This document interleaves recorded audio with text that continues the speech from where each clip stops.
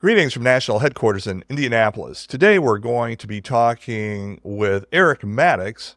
Eric is an alumnus from the Oklahoma Delta Kappa chapter, and he did something unusual when he was a senior. He enlisted in the Army, eventually going to the 82nd Airborne and then to Ranger School where he graduated. He re-enlisted to become an interrogator and was then sent to the Middle East in 2003. He was assigned to a special task force into Crete and conducted over 300 interrogations, which directly led to the capture of Saddam Hussein. So today we're going to talk with Eric about that exciting time in his life, but we're also going to spend some time about lessons that he learned as an ATO undergraduate, lessons that he still uses today. I'm Win Smiley, and this is the ATO Show.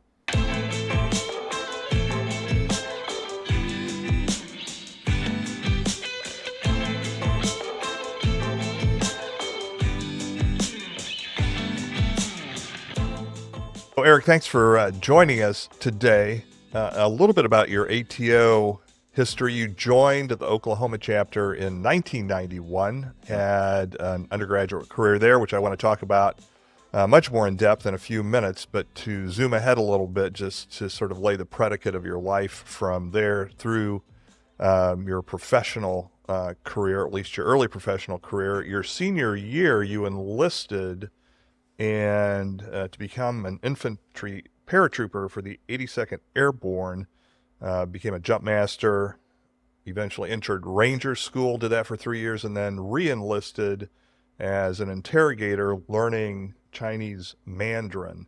And then were promptly sent shortly after that to the Middle East, where you interrogated no one who spoke Mandarin, but during the Gulf War, had about 300 interrogations that led to the capture of Saddam Hussein. So that's a very macro overview from senior year in college to the Gulf War and your involvement there, which we'll delve into a little bit. But my first question is, why your senior year you decided to enlist? So that's a great question.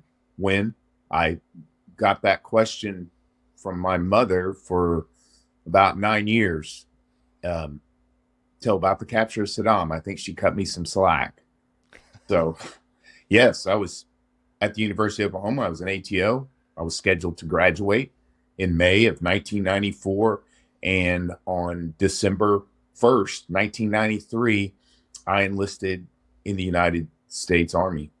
I can describe it nothing more than I had a calling. And did you think about being in ROTC or going through that lane to become an officer, or did it just strike you your senior year that this is the route you wanted to go?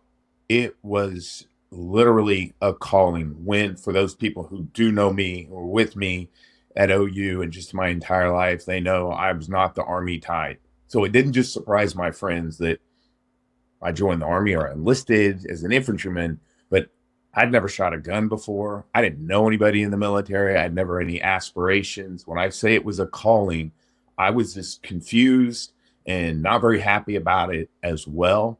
But it was a very clear calling that I need to go join the military and serve my country.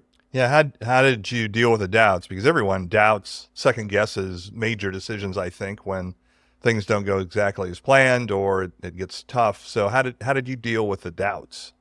I mean, for me, it was simply, you've made a commitment. You're in this situation, and I get to make some decisions.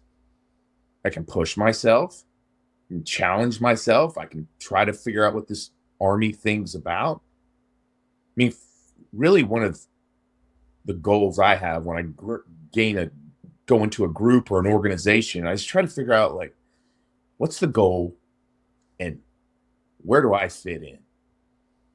Because you don't always know where you fit in with an organization or a group. You got to figure out, what's this group about, right? Like, what's our purpose? And then where can I fit in? And hopefully where you fit in, it's a place of need. It's probably going to require some challenges to grow, get better. So for me, as long as I focused on that, I found that I may not be a natural fit for the military, but I really enjoyed it. I enjoy this idea, as they used to say, be all that you can be. It gives you these amazing opportunities, and I really appreciated it. So I want to talk a little bit. We'll do it in a few minutes. The interrogation portion of your service that led to the capture of Saddam Hussein. People are obviously interested in that, and I suppose as we get further and further away from that, especially for young folks who at that point weren't even alive now, that can Sure. ask questions. So it's now more of a history lesson than it is sort of remembering where were you when Saddam got captured. But before that, I want to talk a little bit about your ATO experience and what you learned from going through that. So you grew up in a small town in Oklahoma, decided to go to the University of Oklahoma. Was that a hard choice, or was that just assumed while you were growing up? So I don't think it was a difficult choice at all. I never thought about going to school. But when you grow up, you're born in the 70s and you grow up in the 80s, oftentimes we have parents, and that's the goal. Get your kid to college. They worked very hard for that. I grew up an Oklahoma Sooner fan. I grew up in a small town in Oklahoma. So for me, I don't even know if it was an option to go to OU or to go to Right. college. So I didn't even consider it. I don't think I applied to any other school. Yep. So Oklahoma or bust. Yep. Oklahoma or bust.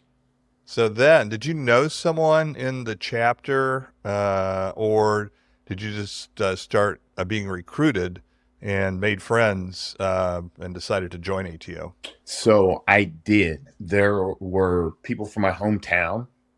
And again, my hometown, it wasn't one of those schools where a ton of people joined the Greek system, but there were onesies, twosies, and some of the people I really respected, my own brother, were ATOs at OU, his best friend, a couple of guys that were a year younger than me. So I did respect them and was highly interested, right? But I also know me, and I'm like, yeah, I like doing my own thing. So I went in knowing more about ATO than any other chapter, but I was almost looking to find another fraternity simply to kind of get off the beaten path. And what I think I was doing was, ATO was a very successful fraternity at OU, the chapter.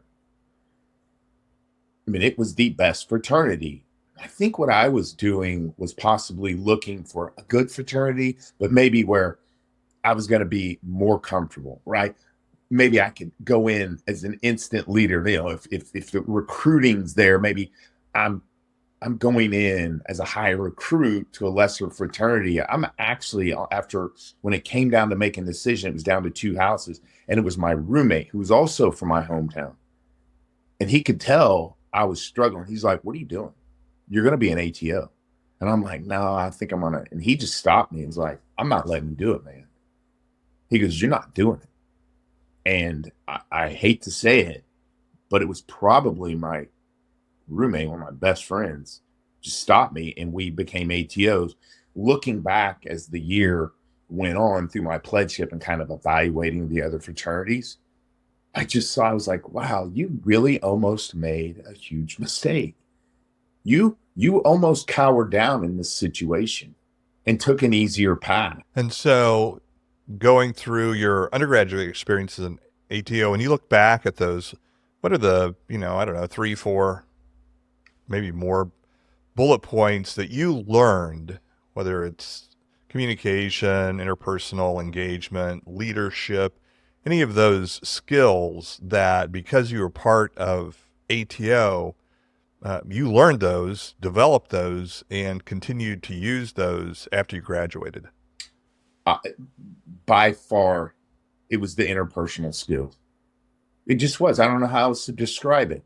You can take everything you learn in the books and in the classes, but it was the interpersonal skills. And it's why I would challenge people, when you are moving forward in your life, when you're making a pivot, right, from high school to college or college to the professional world, it is scary. And there's times when we say, maybe I want to take the easy path. Maybe I'll start off slow. And it's like, you're going to have to learn to adapt. Why don't you learn to adapt with the best, with the biggest challenge? I mean, it's going to be hard either way. You're changing your life. Why don't you go towards individuals going to push you to do great things, people that you admire? What would you say your biggest challenge was in the fraternity as it relates to just living with a bunch of guys that are all their first priority, should be at least, getting a degree? Everyone is in the fraternity. Any work being done in the fraternity is volunteer work, and you all have to get along, and it's a peer-to-peer relationship, and you've got to make this organization run successfully. What were some of the challenges as you look back on that environment that you had? So you become a freshman, right? You're a pledge. You got all these great young, but you're still the pledge. So you're kind of the student. But you've got to quickly adapt and go, as a sophomore, now you're becoming a mentor. Now you're running this fraternity. You become a junior. It's like, oh, no, now you need to be a leader. Now you need, and for me, the challenge really, it's the realization that this organization is not going to run itself. Fraternities can have ups and downs. And I've shared with other ATO chapters some of the mistakes that my chapter made. We got ahead of ourselves, and we just always thought we would stay on top, and we kind of put our guard down.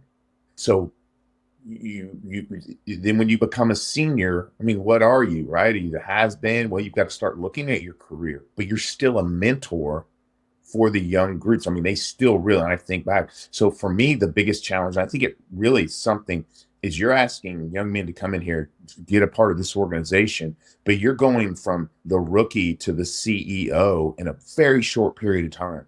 We don't typically ask people to do that in an organization. Yeah, and I think I tell undergraduates this all the time. Upperclassmen are exactly what you described. They are the mentors, they are the leaders, and the freshmen coming in especially look up to those guys big time, just like those men did when they were freshmen, but they forget, right? So you forget how you looked up to the upperclassmen when you're a freshman by the time you become an upperclassman, but that same dynamic is still there, and it's still very powerful. Yeah. And it's hard to tell a 20, 21, 22-year-old kid, your role is not being a part of the fraternity. You're now a mentor. You've got to lead.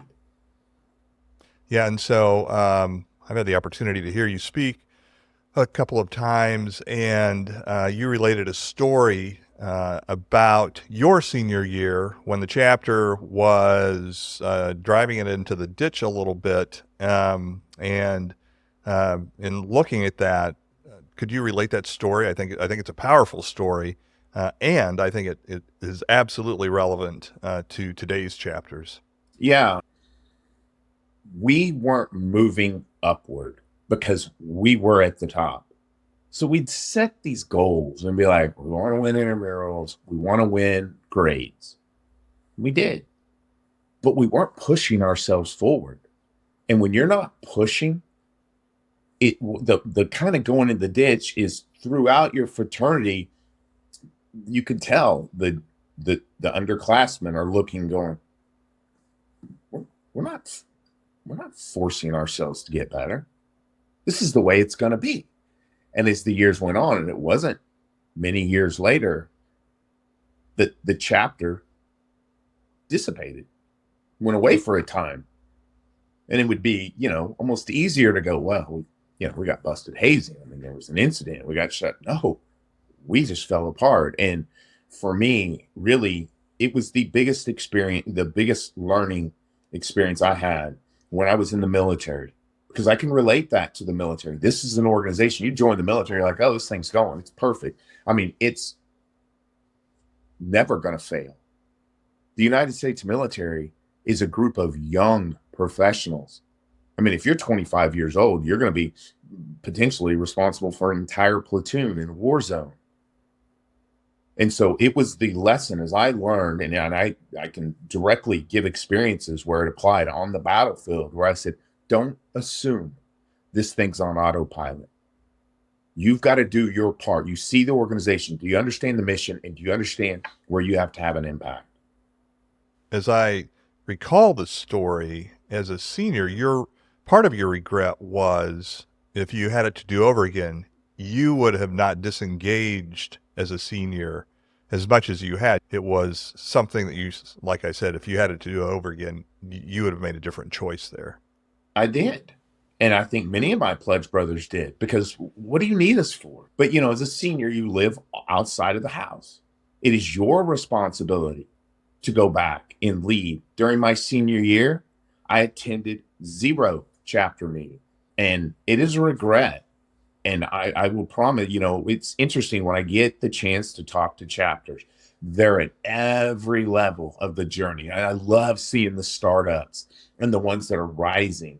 And they're like, man, we're a little bitty and we really want to become. They're going to get there. The challenge, the hill's right in front of you. When you're at the top, what do you do? And I've learned so much and applied so much of that to my military experience that says you have got to find your next challenge. You cannot get complacent at the top. And as a senior, seniors listening to this and talking to seniors, they're exactly where you say they are in terms of they are looking forward. They're looking at their professional career. They may have a serious girlfriend that, marriage may be in the near future. They are thinking about life post college, and it's really easy to not think too much about the chapter. And so what would you tell seniors, for example, that easy things that they could do to make a difference, like showing up for chapter meetings? Just show up. Other things that they could do that don't necessarily take a ton of time, but would make a difference. So I would say, if you look at what you want to become in the outside world, you want to become a leader. And if you look at the great leaders in organizations, it's selfless service leadership, right? I teach empathy-based listening. It's called empowering others, not driving them, telling them what to do. So if you really want to get yourself prepared for the outside world, you need to take that challenge and say, wait a second, I want to be a leader out there. You haven't finished your leadership. You've got the best opportunity. We are going to give you 4 years to learn to join and fit into an organization, do some management type leadership, but then we're going to let you be the CEO.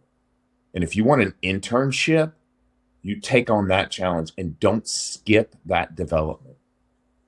So you graduated, went into the military. What lessons sort of overlapped or were reinforced? 2 primary lessons. Number 1, when you join the military, you can take the easy road. They've got that path, right? So when you go into this new challenge, the one thing I remembered was there are different paths. I can take the easy way out. I can go through basic training, do my time, stay on the sideline, or you can challenge yourself, right? So when you become a jump master, you choose to become a jump master. You volunteer to go to ranger school. You don't have to learn Chinese Mandarin. I could learn Spanish. Not that there's anything wrong with Spanish. I'm assuming it's easier, right? The first time that I went to a war zone, I was put on this Delta Force team. This is the top elite unit. I did the interrogation. I could have been fine doing it the old way. Prisoners weren't cooperating. I wasn't actually contributing to the success of the mission. But I could have just been the guy who's kind of doing his job, no harm, no foul. But for me, it was like, you're not getting what they need done. There's a better way. And then lesson number 2 was the realization, Eric, this is an organization made up of people facing new challenges. They don't know all the answers. So if I see a better way to do interrogation, then don't assume, oh, they've already tried it. Oh, that can't be done. Oh, Eric, that'll never work. And it was this idea, it's just a sense to know If you see something that can be done better, you have a responsibility to do it. But those were the two key lessons, and I know it served me going into the military. So talk a little bit about the innovation that you brought to that process and how that transpired over those 300 interrogations. Sure. So 2003, we go to war in Iraq. I'd been trained as an interrogator, so I'd received psychological communication training on interrogation. Everything we're taught when it's this idea you're going to be talking to a prisoner in a uniform of the enemy military. He's captured, and it's this notion that we're going to explain to them, you're in a lot of trouble. I mean, look, we got you. You have one of two choices. See, you're going to spend the rest of your life in this prison, or you're going to tell us what we need. And if you tell us what we need, I'm going to reduce your prison sentence. I'm going to take care of you. You have one of two choices. And it's us telling them, here's your situation. You pick A or B. It doesn't work. Like, I don't care what anybody says. The interrogation techniques, especially since the wars in Iraq and Afghanistan, maybe they worked in the past. Maybe that's why they created them. They do not work in these circumstances because these prisoners were insurgents. They're in civilian clothes. We didn't know who they were. And they wanted to explain their situation. They wanted to negotiate a deal. And it was never part of the idea that we actually communicate with them to figure out, is there a way that we can actually help them? What I discovered is that when you're communicating with someone from their perspective, what I call on their stage, trying to understand what it means to be them, it's not that you get enlightened on what they need. It's the demonstration that this partnership is going to be first understanding their perspective. If you will accomplish that in any communication, it empowers, and it empowers from a trust level in which this other individual, regardless if it's a prisoner on the battlefield or just a person you're talking to, they realize, hey, this conversation, this potential partnership, you're doing this from my stage. Nobody does that. I'm going to figure out, Mr. Interrogator, if you're going to help me, if you're going to be honest, you're going to do what you say you're going to do. But the fact that you would even consider taking it from my perspective, I will give you a chance to partner. So at what point in the process did you realize that this different way of engaging interrogation, at least the way that was being done over there, that this was actually producing some fruit? Was there an aha moment? It's like, oh yeah, we're gonna hit the throttle here now because we found something that really works. Well, the first thing I had to realize is everything I was taught didn't work. So after the first 20, 30, 40 interrogations, I'm like, wow, these prisoners are not going to cooperate. They don't trust me. That was the first.